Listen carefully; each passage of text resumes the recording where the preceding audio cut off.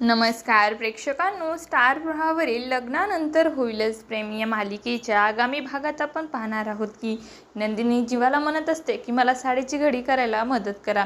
त्यानंतर साडीचा एक टोक जीवाला देते. ती आता त्याला रूमच्या बाहेर उभं करते आणि जीवाला न कळत आता ती दरवाजा बंद करून घेते. तर जीवा म्हणतो की अरे यार, हिने पुन्हा मला फसवलं. तर नंदिनी आतून म्हणते की मला मूर्ख बनवताय, अब कैसी लगी मेरी मजाक, हीच तुमची शिक्षा आहे, मला आतमध्ये काम करू द्या. तर इकडे काव्या आता रम्याला विचारते असते की तुला मुलगा कसा हवा, त्याच्याकडे कोणत्या अपेक्षा आहेत.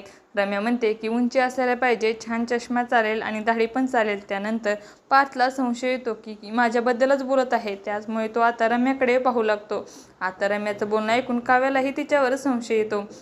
काव्या म्हणते की एक मिनिट, तू तर हे पार्थ देशमुखाचं वर्णन झालं. तर रम्या आता पुन्हा तिथे विषय बदलते की मला तर पार्थ सारखाच हँडसम मुलगा हवा आहे. त्याचमुळे काव्या पुन्हा तिच्यावर विश्वास ठेवते. असं काही आपल्याला या भागात पाहायला मिळणार आहे. तुम्हाला जर आपला व्हिडिओ आवडला असेल तर चॅनलला लाईक, शेअर आणि सबस्क्राईब करायला विसरू नका. धन्यवाद.